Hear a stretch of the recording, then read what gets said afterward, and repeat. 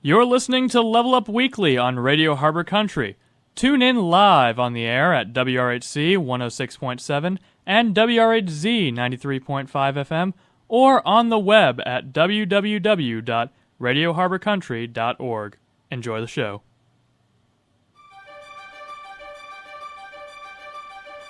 Welcome to the world of Level Up Weekly, a bounteous, open podcast filled with amazing loot, legitimately challenging enemies, but not too difficult to defeat, and of course, the EXP. Join our fellow big headphone adventurers Dylan the Dude and Spurnaday as they journey on a quest to find the EXP from gaming news and discussion.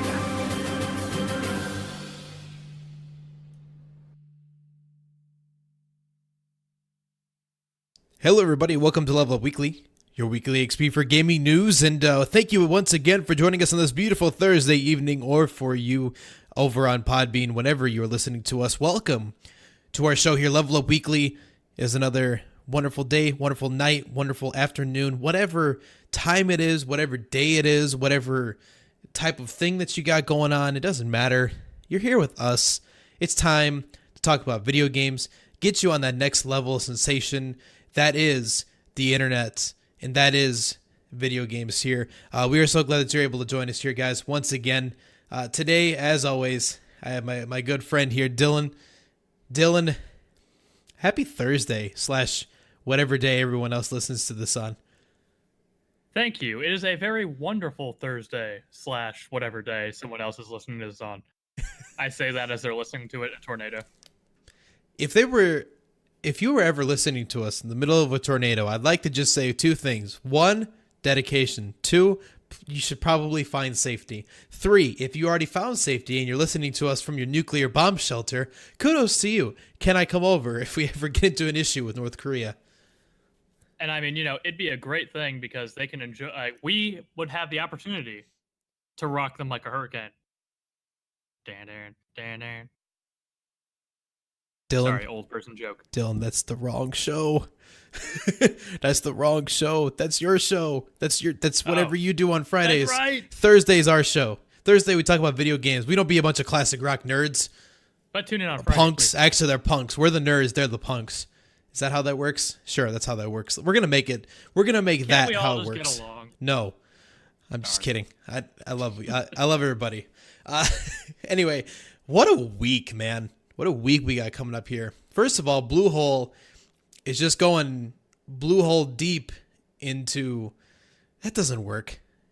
They're just going ham on all of their work right now, which makes you wonder what else they have in stock coming up for us in 2018.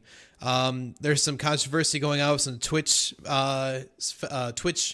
partners who are getting suspended for different reasons. Smash Brothers got a trademark for Super Smash Brothers, so Nintendo Switch might be getting smashed soon, TM.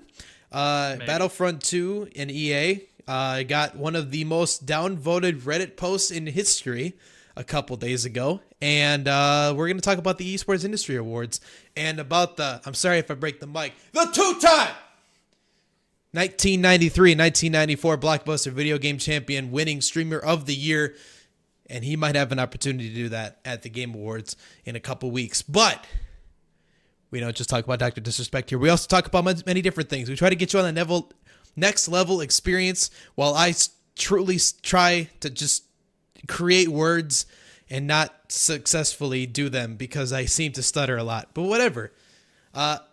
Let's go on with this before we go. Hi, Dylan. Hi, Jordan. How was your week? Very peaceful, very serene. There was a tornado. Was there? There was. Was there actually a tornado? Yeah, there was. Oh. Flash flood warnings. It was crazy. I thought you were just making a joke. Apparently this whole tornado thing has just been a bash to Dylan the whole time. Sorry, guys. I'm apparently a tool. No, it's fine. I didn't hurt the tornado that bad. Trust me. If the tornado and I would have come to blows, the tornado would have been going down. What are you, brothers with Chuck Norris or something? Indiana's just like Texas, right? Sure, especially in the southern Indiana section. Whatever. Please. But no, just what a week, man. Updates upon updates are coming out, and I don't know, PUBG's in this news section for us like 3 times in my notes. That's a new one for me. I'm not used to having this happen. Well, before we start talking about PUBG itself, it might be interesting to talk about something that's not PUBG, but related to PUBG. That You know depends what I'm what talking about? I don't know. It depends if you want to talk about the thing that I'm really upset that I found out that they're making. The MMO! So Bluehole, mate.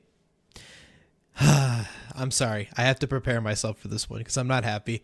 PlayerUnknown's Battlegrounds, if you don't know, is technically a subsidiary company of Bluehole Entertainment Productions, which is it's kind of like a subsection of the company. It's like how EA has Visceral, or did.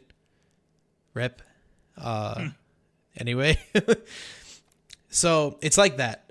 So PUBG is still going to be rolling in of itself, but Bluehole is on its focus of creating a new MMO called Ascent Infinite Realm, which I'm going to save you guys all the trouble. It's just like most of the other MMOs that you see nowadays, which is cool graphics that are likely going to be too big unless you have a $2,000 PC.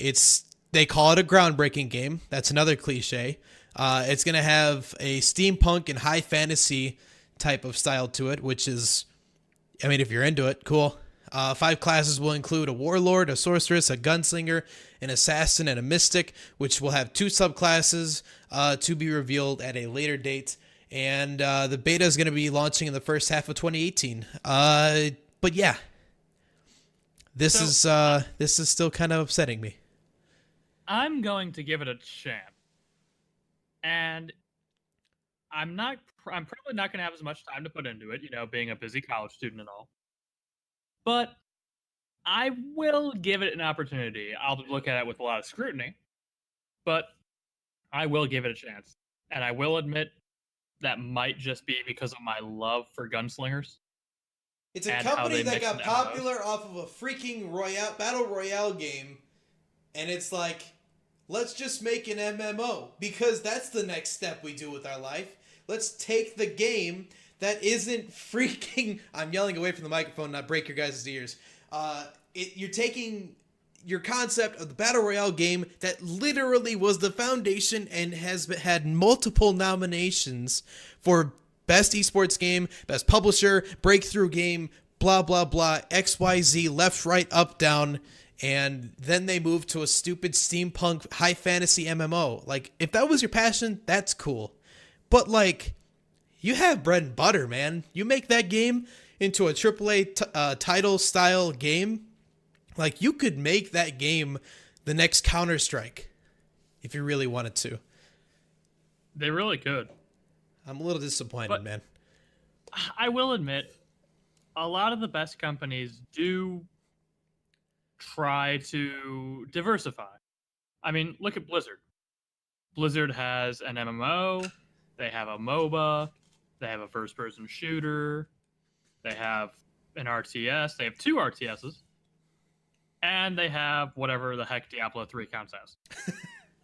So, they do diversify a bit, and who knows, maybe PUBG and Bluehole, maybe they can pull it off. I'm going to give them a little bit of time, but also that means they cannot neglect PUBG. They cannot neglect the game that got them all their popularity, and that is currently launching them into superstardom. Well, to avoid clarification, or to avoid confusion, the clarification is that PUBG is developed by PUBG Corporation, which is a separate entity of Bluehole. It was a created subsidiary, as I mentioned earlier, and it's going to be handling the development of PUBG going forward. So they're just a subsidiary of Bluehole's company. PUBG creator Brendan Green has not had any touch with Infinite Realm, which is okay, but still, to me, you're just kind of pulling the talent away, man. You know me. Like I have a love-hate relationship with PUBG. It could be such a great game, but man, that thing can run like a potato at times. And those servers on the NA side of things just don't have a sheer like genuinely good feeling for me personally. I mean, this could be the kiss of death for PUBG, if they don't have enough good talent working on it. But they might also be able to do some staffing change that might actually improve the work that's done on PUBG. And as you see from what we're going to kind of transition into here in a minute, that they're not done supporting the game by any means.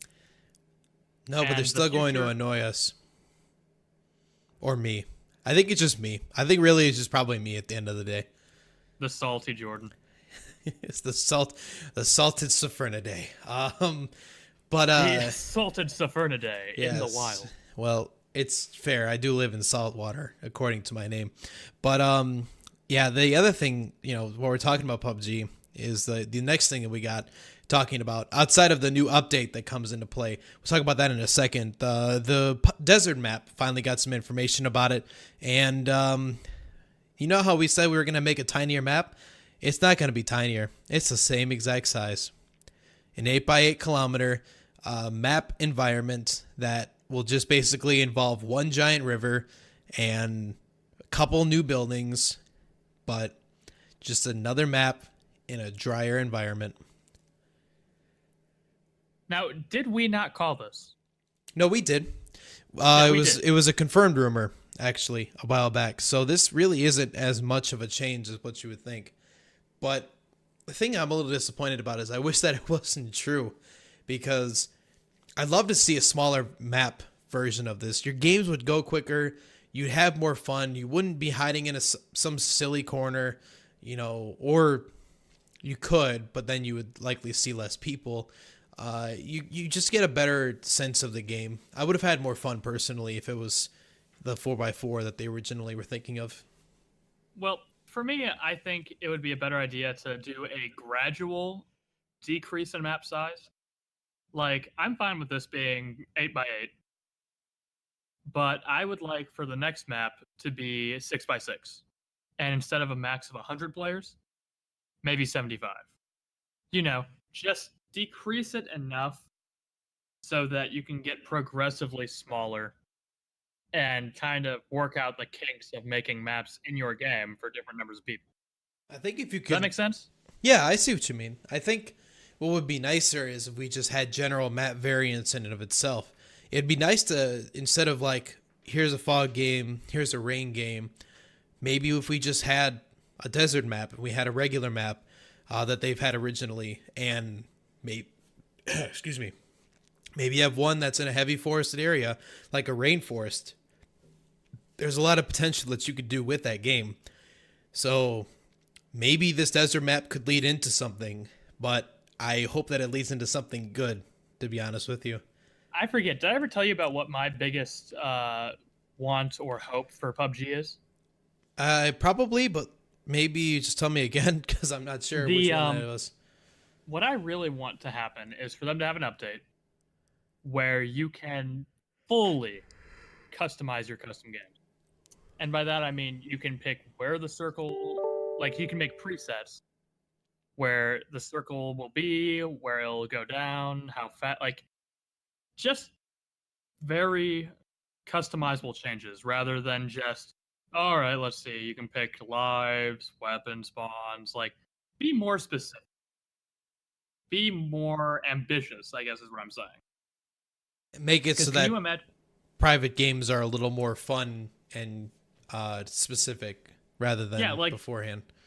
Those smaller map games, you could just set it in custom games to be, hey, guess what? You can only jump out of the plane at this part, and the map already starts with the blue electric field in this certain area.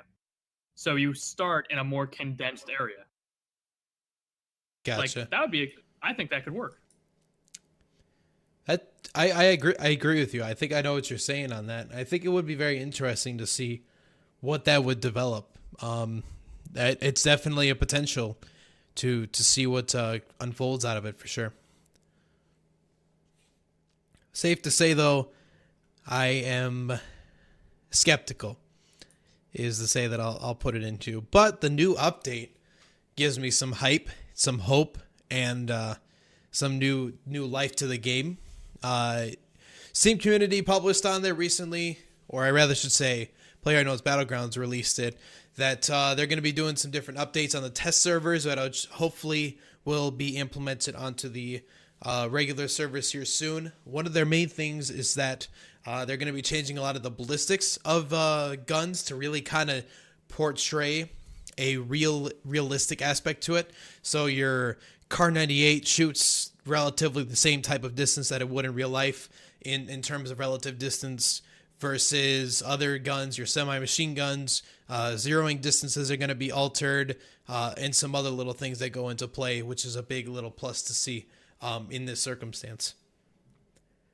And that's very interesting because people that play PUBG, I don't think fully realize how intricate this game actually is and how much they actually put into this. Like, how often do you change your zoning distance for your weapons? You mean your zeroing distance? Zeroing, yeah. Zeroing or zoning, it's similar. Sure. Like, how often do you do that? I mean, not in a video game. Yeah, but would it even pop into your mind that you would need to do this in a video game? Like, the fact that it gives you that realistic of a, concept is just so incredible to me. Yeah, I mean, it brings a sense of realism to it. I think that the thing I've just got behind it is it's a realistic aspect to it that no one else has really done before. So it's a great thing to have on the game to say our game is a lot more realistic. But at the same time, though, there's also this thought of me that goes, I see a guy about 300 meters out. I really don't want to go to page up and page down on the right side of my keyboard to just go, all right, I'd like to shoot at this guy. I'd rather just take that sight, base it off the relative distance that I see him from, and try to take that adjusted bullet drop shot. You really can't do that as perfectly when you have a zeroing distance mechanic. So it's something that is, I would just rather say, inconvenient, to be honest. I can see where you come from that, but you can still do well in PUBG without utilizing this system. This is more of kind of an advanced strategy, or an advanced concept. And I'll admit, coming from the game, that when we first played it, I could hit a tiny boulder and fly 7 billion feet into the air doing 40 front flips. It's amazing how realistic we've gotten from that point. You're right. You're honestly right. I think it is cool to see where this game has moved in terms of its physics engine, and hopefully down the road it can continue to keep improving it. It's one of those games that I would love to see how it turns out in about 2 years from now, as long as this game is still supported and they don't just like drop it off like as if it's some, unfortunate game. With the Twitch viewership, I don't think we have any issue of that happening soon. And speaking of Twitch is what were you saying? What happened? A lot of things happened. What happened with this train wreck?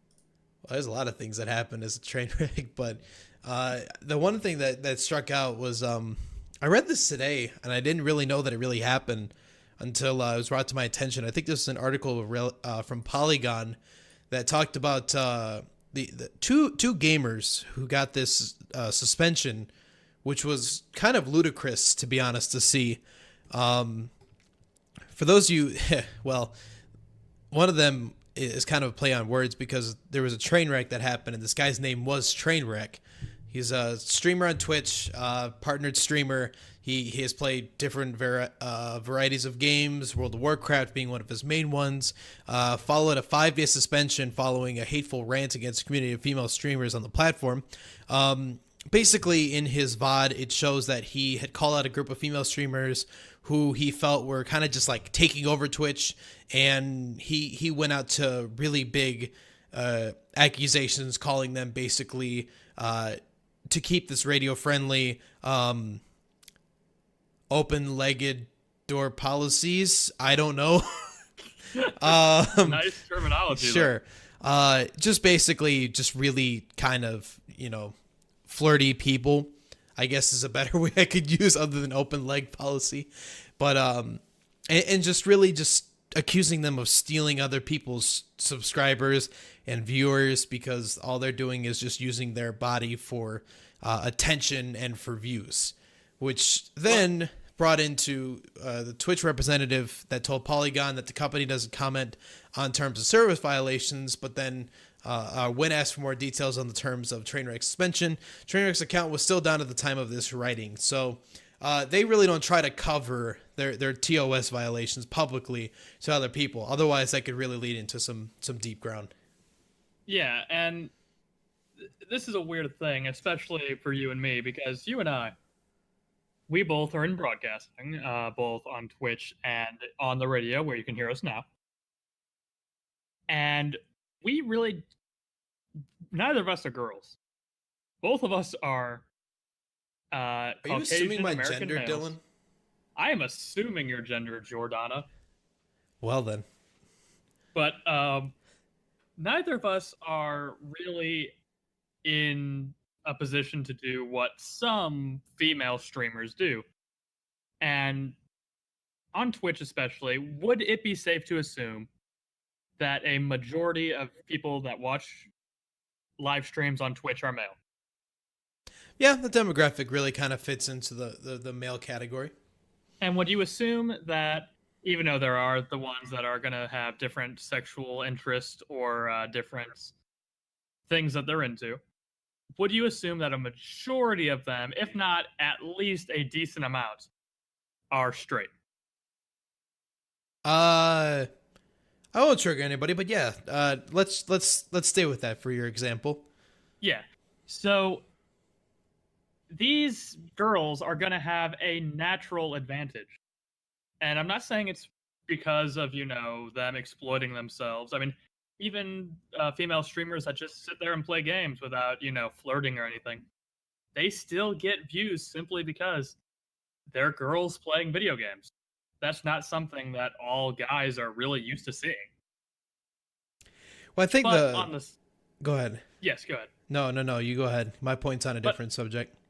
On the same playing field, you really can't say that every female streamer is doing that, but you can't say every female streamer isn't. Because there are a lot of female streamers that I've seen that, they do go a little far. They do wear some low-cut shirts. They do things that could be considered pandering. I don't know if I would say that's them stealing subscribers from other people, because people are free to subscribe to who they want for what reason they want. But I do think it is... I don't know if it's at a point where we can say it's an issue yet or not. Because it's just such a strange thing. And really, there's not a good plan or thing that can be done about it.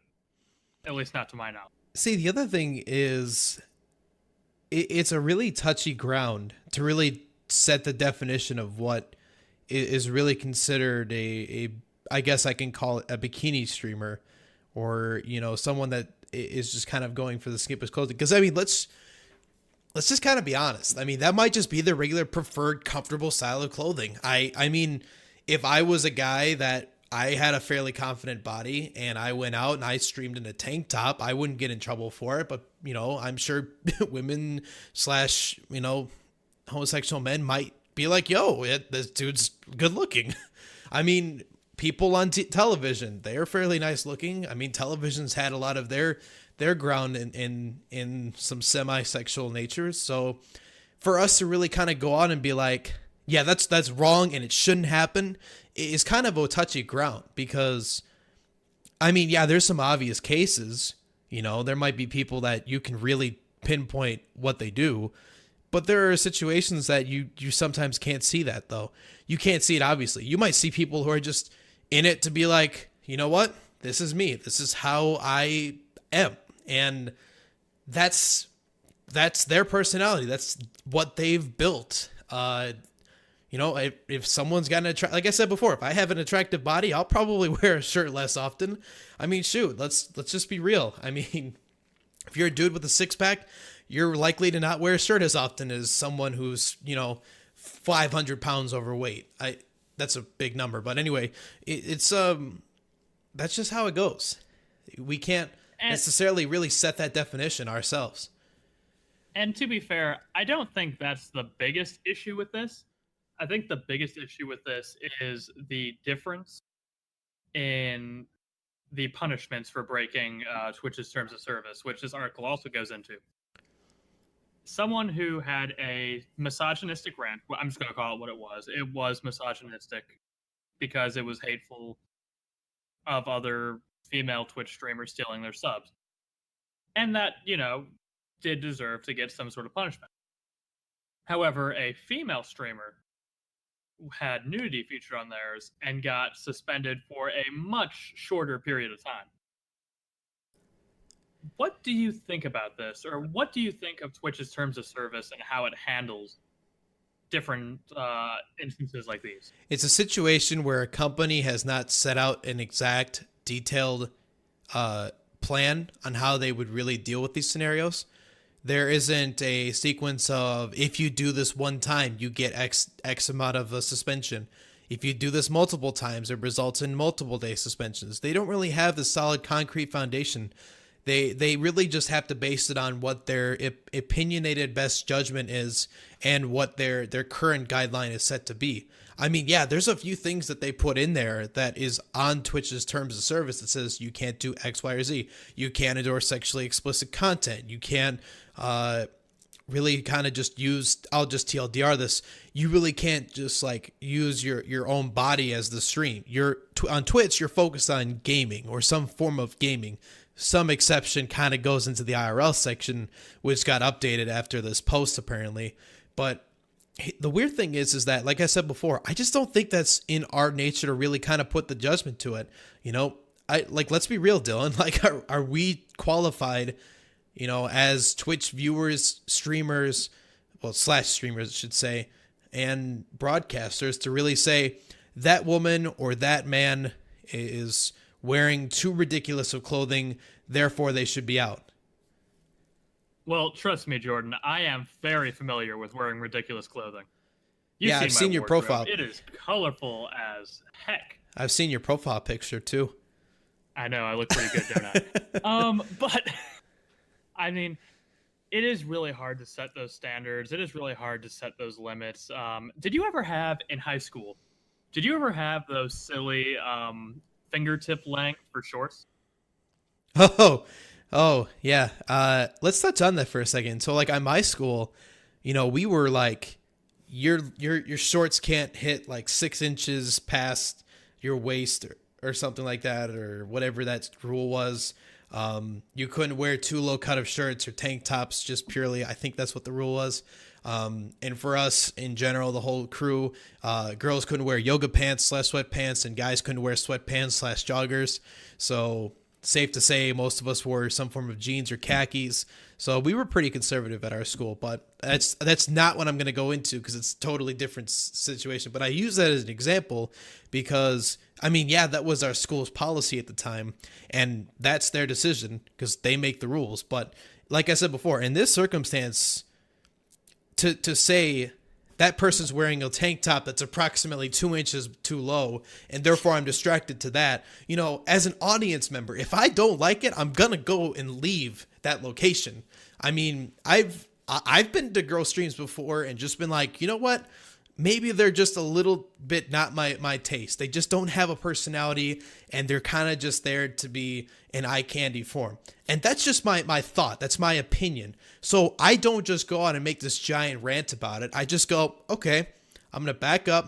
I don't need to watch them. I was like curious if I would like their content. I didn't. I'll move on to the next one. Yeah, and that's very fair. I mean, some people will like them for the eye candy, and some people will not like them for not having a personality, or people might like them for having a personality. I mean, let's just be real. If you're an attractive female on the internet, you're likely gonna get something. And that's the stupid part of this whole thing, is that we covered this in female journalism. It just sucks because females get so much horrible flack as time goes on. I mean, the whole thing that happened a long time ago with the news journalists who just got got death threat after death threat and just causes big controversy. It's just really sad to see that females on the internet get as much hate as they do because, as far as this has been primarily driven by testosterone on the internet. And that's something that sucks because that's also driven a lot of our alpha mentality in trying to, be like, oh, that woman's, an extremely, I'm trying to be radio friendly. It's trying to be really bad. Yeah. So, and, I mean, I can understand that completely. And as an aside, I think this would be a great topic to talk about for a future show, maybe even a Dungeon Grind episode, which would be us, talking about the perception of gamers and journalism and such like that. But as it pertains to this particular topic, wait, I want to use this opportunity to plug our Patreon because we're talking about Dungeon Quest. Dungeon Quest happens exclusively for Patreon supporters, so make sure to go us and give us support over there, patreon.com/levelupweekly, because we really would like to get into some video game journalism integrity, and I really would like to touch on this subject more. It's a really good subject to go into, so we'll have more thoughts on that soon. But anyway, let's continue. If I may tell the story and why I think it would be a good idea to apply this to Twitch.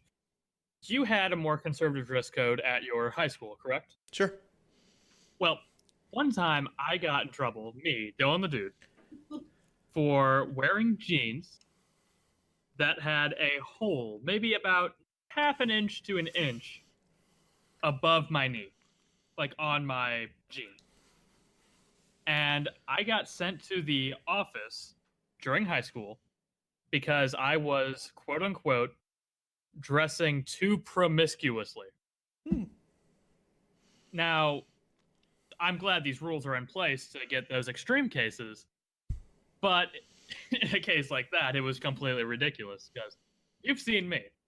I do not have the looks where a 1-inch hole on my jeans are going to cause a mass panic in my school. I don't know, man. I think once they saw those Wookiee legs, they were like, let's go at it.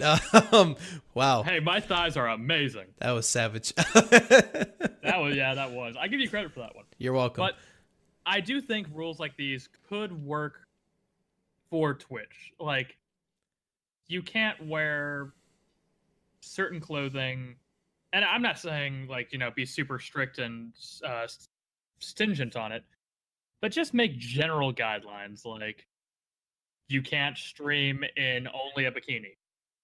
Well, I mean, that one's kind of granted. See, that's the thing, though, is like there's the obvious cases. It happens.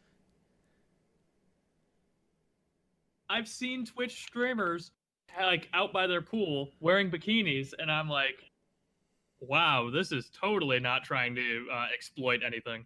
The weird thing is that that's still technically not inappropriate because by guidelines, that's still acceptable. Because if we went by that standard, television would be a totally different story because then, even cartoons that just portrayed, whatever in bikinis, then that would be a totally different story. So that's the scary part is that we could go by that policy, but they're still clothed, theoretically speaking.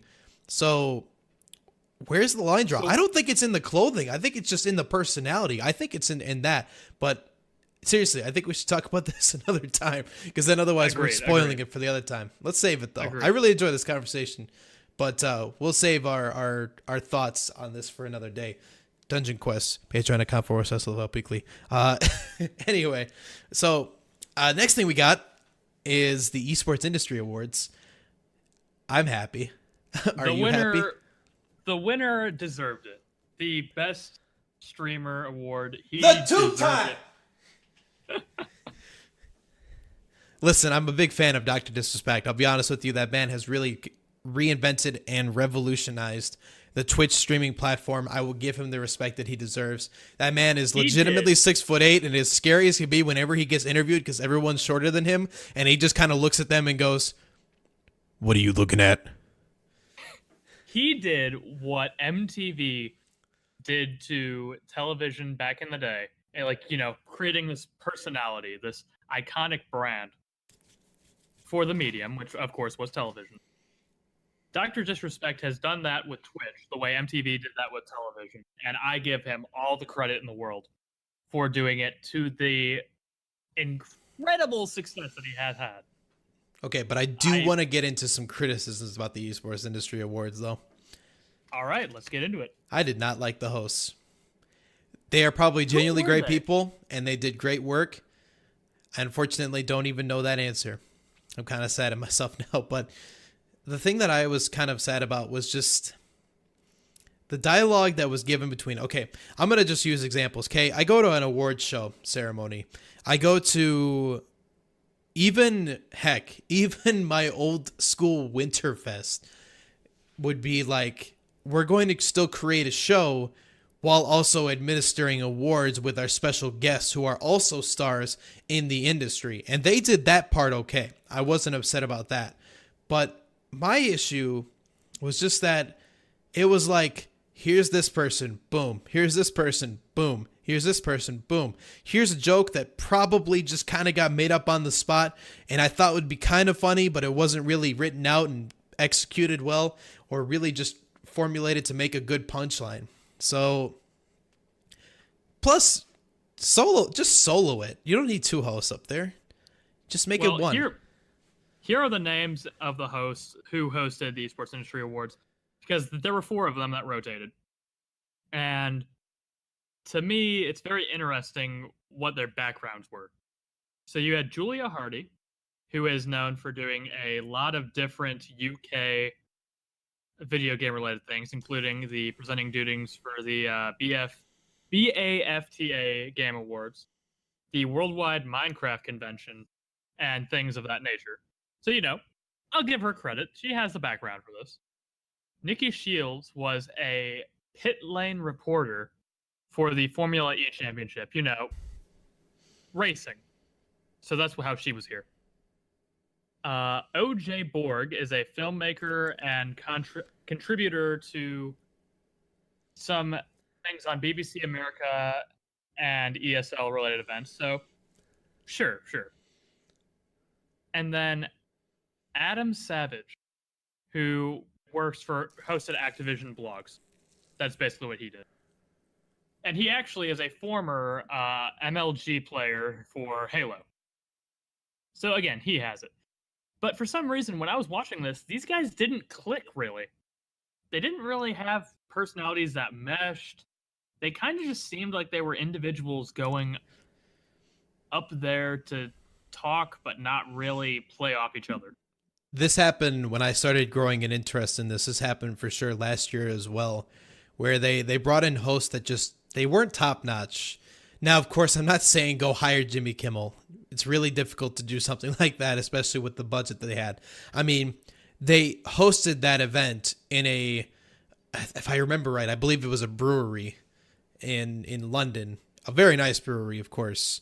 But I think just my long story that I have to it compiled is just I really would love to see them make next year more about really creating a good host form of entertainment. I would really like to just have someone that can throw a quick joke about how good Faker is, or mentioning Doc's 2-time joke, or make him stand up and then be like, all right, fight me, or something like that. Just like irk that little extra joke in there. Just make something that is there to acknowledge that you have a great scene in and of itself. The esports industry is an outstanding field, and that's what they're there for. But you can't go on the conservative side where you just make a joke that maybe 20% of your audience is going to laugh at. So my thing going forward that I would like to see next year is just when it comes to your hosts, just prep that script a little more. Come up with things that are genuinely cool and funny to listen to. Or just not even funny, just something that's witty that I can be like, haha, that's a great reference, or something like that. That's my thought. If I may say, and it'll make me sound like an old man, but if you would have given me the choice, if you would have put me in charge of picking host of this event, I would have hired Adam Sessler, Morgan Webb, and a few other people that had experience with doing this for G4 and on a televised, medium. Because I'm a huge fan of Adam Sessler and Morgan Webb. I'm really happy when they cover E3 every year. I would have said just get people that work well together like they do, and just have them host this event. Because it felt like these guys didn't know anything about each other, and they just kind of awkwardly walked near each other and told kind of obscure jokes that they were hoping someone would get. I think they could have just done much better with that. But aside from that, what are your thoughts on the rest of the event? Other than that, I mean, my TLDR is I think that who should have won it really kind of won it. I mean, let's go through this. Let's go through who won what award. I'm gonna go down the list here, and we'll see who we'd like here. So, first of all, I'm gonna actually start from the bottom because we'll go up to the top in my opinion. Play of the year went to Matthew Formal Piper. I'm not too familiar with that one, so I can't really cover that one as well.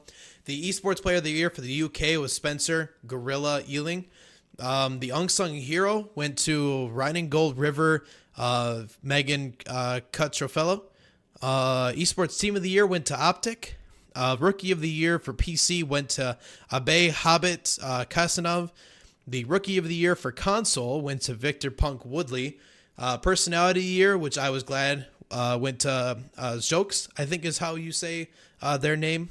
I think so, yeah. The PC player of the year was to Mayor Miracle Kawi, I believe is his name. The live event of the year was the League of Legends World Championship. I can say something about this one. Holy crap, that dragon. Yep. Go look it up if you haven't seen it. It is beautiful. Just the dragon. Just dragon, man. Console player of the year went to Formal. Broadcast of the year went to Alex Machine Richardson. I unfortunately don't know him as well. I'm kind of sad because he seems like a fantastic person winning Broadcaster of the Year. But anyway, streaming platform of the year went to Smashcast. I'm just kidding. It went to Twitch. That's pretty obvious. Streamer of the year was the two-time. If you don't know what I'm talking about, it's not disrespect. The videographer of the year went to Optic Hitch, so another award in the Optic brand. Hardware provider of the year was Intel. Publisher of the year went to Riot Games, surprisingly. I did not actually expect Riot to win that, but Riot complementing with League of Legends World Championship was kind of the main reason. I was happy to hear this one. Thorin won the Journalist of the Year. Game of the year went to CSGO. Disagree with that, but that's personal opinion. Coverage website of the year was ESPN. Not too surprised at that one. Commercial partner of the year was G Fuel. That one I think was deserving. They threw a lot of money into a lot of streamers. They threw a lot of money into a lot of events. And you just kind of saw their face in a lot of areas. So that was good. And, of course, Esports Breakthrough Game of the Year was the ARMS for the Nintendo Switch. I'm just kidding. That wasn't even on the ballot. It was PlayerUnknown's Battlegrounds. Poken. I just wanted to see how many of you would like look over at your radio or look over at your phone and be like, wait, what did he just say? Did he just say a Switch game one? Did he just say a Switch game one breakthrough game of the year? I'm done. This is a discreditable industry. I trolled all of you. Feel bad. Go play your PUBG. No, I want to go play Rocket League. That's my game. Well, PUBG was the breakthrough game of the year. Hey, Rocket League last year won it, if I recall. Isn't this so strange that now we live in a world where gaming has its own award show that's not even just like a generic award show for esports specifically. Yeah, and then you get people writing from GQ magazine that say that people who are playing esports are pasty-faced geeks. This is quoted, by the way. Pasty-faced geeks who struggle with real-life social interaction, who also say that some of these athletes even look like they've had consensual sex. Look at that. That's mean. Welcome to GQ magazine, where we provide our opinions and not actually provide facts and legitimate inquiries. How do you kill your view as a journalist? How do you kill your demographic of your younger kids that ages 15 to 30? You do something like that. So shout out to Andy Minton. Great job, man. It's like, proud of you. Wait, I play video games. Then you just take it as an immediate insult. It's like, what the heck? Yeah, it's a little disappointing to see Something in that line. It just I don't know. I'm not thrilled about seeing that opinion. I talked to this with a few people, and the best point I thought I saw was that people were like, "Hey, he said this before, but he's like, rather than going outside, you're competing on a heavily intellectually based reaction time video game where really your focus is in your hands, your forearms, and your reaction time to your brain. Whereas in sports, you're more focused on your mechanical skill and your ability to endure in a lot of conditions. So, I mean, each has got their own challenge, but I'm glad that we still live in a time where us in the 15 to 30 market understand what's going on in the esports industry, but we have people that'll write on AAA companies or bigger companies, I should just say in general, who are like, I mean, esports is kind of a thing. People are playing video games and I guess getting paid for it when they probably never been to an actual arena event that has thousands in attending, hundreds of thousands, if not millions in viewership, and hundreds of thousands, if not millions in prize money being allocated to winners. And then on top of that, being paid hundreds of thousands / millions for what they do as well. Look, if you pull numbers of having thousands of people in attendance with millions watching at home, I think you're a little bit more than a little niche little area there. And I also love how this guy that you were talking about, one of the lines that makes me laugh in his thing was, can esports franchises build a brand similar to that of Real Madrid or Manchester United? I mean, it's kind of happening right now. I don't think anybody could disagree with that.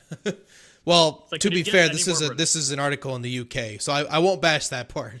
It's from the UK. That's going to be their best relevant comparison you could use. I know, but people who are not fans of Manchester United are just looking at that like, come on, dude.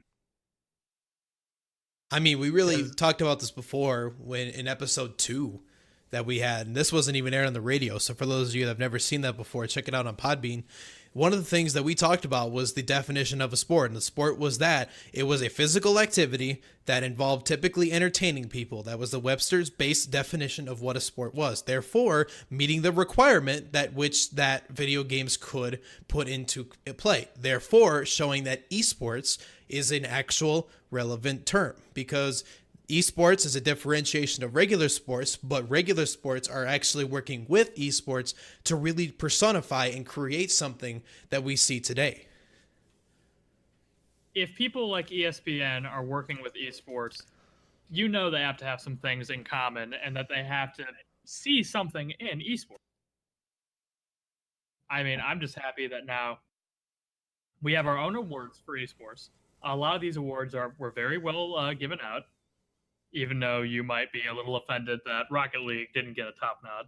Well, on here, I'm understanding it. I mean, it happens. Right now, we have Esports Game of the Year potentially for the Game Awards coming up here shortly, which that'll be exciting. Hopefully, we'll get to cover that soon.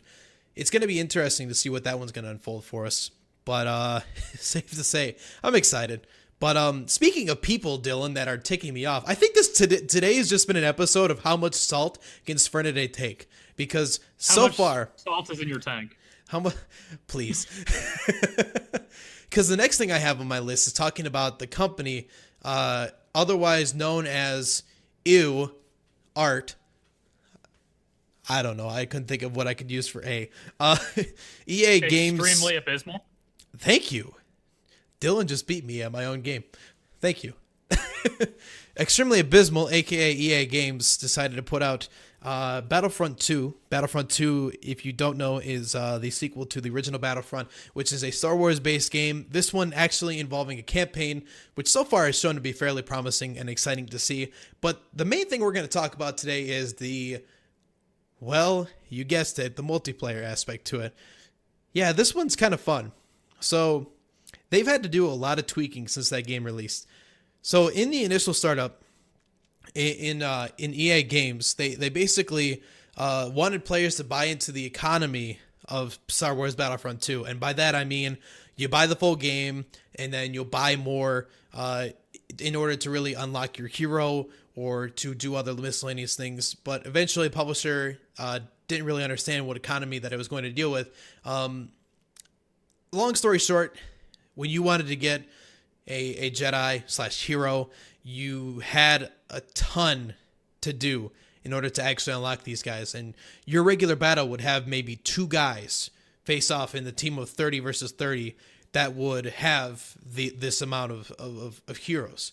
Well, now they've dropped that cost down 75% originally, or from its original price, in order to make it so that there's roughly about 8 players that go and be heroes by the end of the circumstance. So they balanced it, but a lot of people weren't thrilled at the startup of it because that was an issue. There was also basically a pay-to-play issue that came into effect, that there was altering effects that you could get. And I mean, let's face it, you buy a AAA game for $60 and then you have to pay to win that game. You really tick off the general consumer.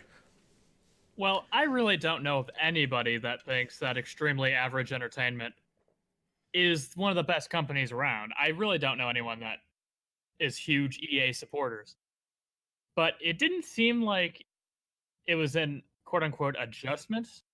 It did seem more like, all right, guys, we got to set up a garage sale out here and sell whatever little bit we can of this game because we are making people mad.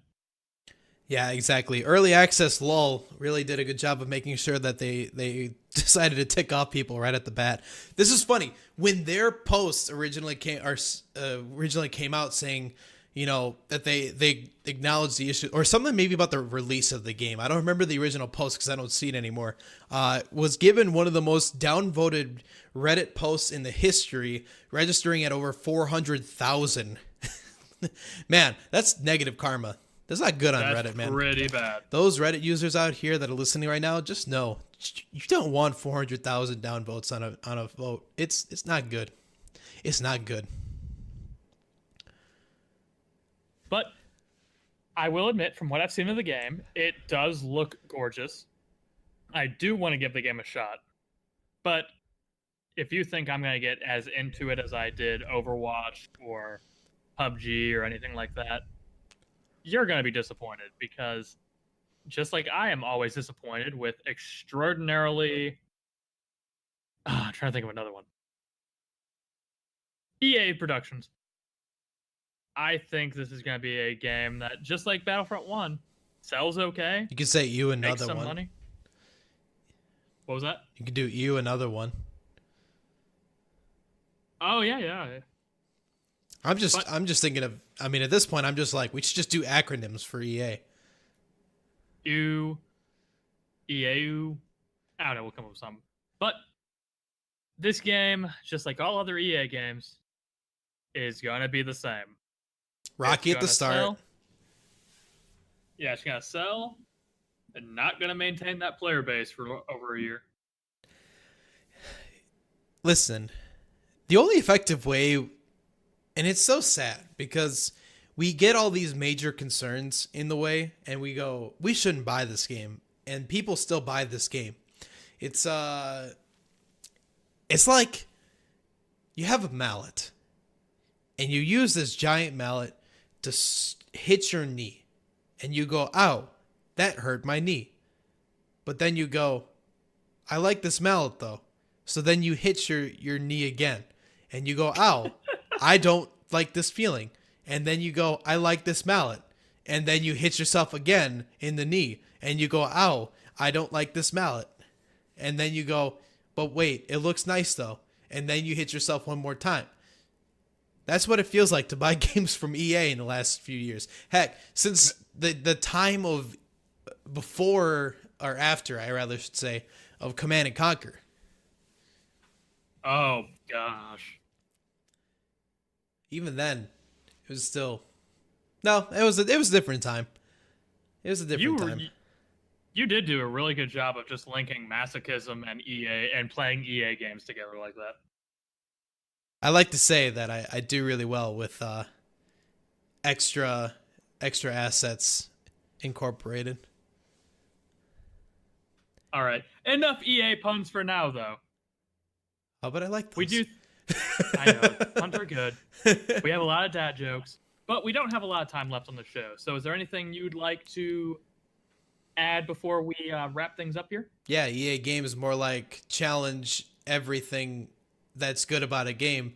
Oh, sorry. Anyway, before I get any stupider. Anyway, this has been a great episode as always. There's been a lot to talk about. Sure, definitely is. But it's been a great episode, and we hope to be able to cover more in the future here for sure. It has been another great Thursday night. Even if you haven't been listening to us on a Thursday night, Friday night, Monday, Tuesday, Wednesday, Thursday, Friday, Saturday, or Sunday, you listened to us at one of those times. I know that you did because I see you in our stat line. We love you for that too. Make sure to support us over on Patreon, patreon.com/levelupweekly, and check out our exclusive Level Up Dungeon Quest, which now should be airing its second episode by that point in time, so that we hope to be able to bring you guys some sweet content over that way, give you some extra little opinions, give you a little bit about us, and hopefully pull you guys in for some fun little interviews and one-on-one time with us as well. And maybe, if we make enough, we'll be able to produce more. But it's based on the budget that we have at hand, and let's be real, Dylan and I are college students, and every cent counts. In every sense of the word. Yeah, exactly. See, I got another pun for you there. Good job. I'm proud of you. Thank you, Dad. I'm not your dad. Please don't ever say that again. Thank you guys for tuning in today. Dylan, is there anything else you'd like to add in today? I'd just like to thank you all for listening to us. To find us on Podbean, follow us on Twitter, iTunes, as well as another place where we are. And as Jordan said, Patreon, one of the places we really like your support the most. Exactly, guys. Thank you so much for tuning in today's Level Up Weekly. And tune in next week for your next level experience.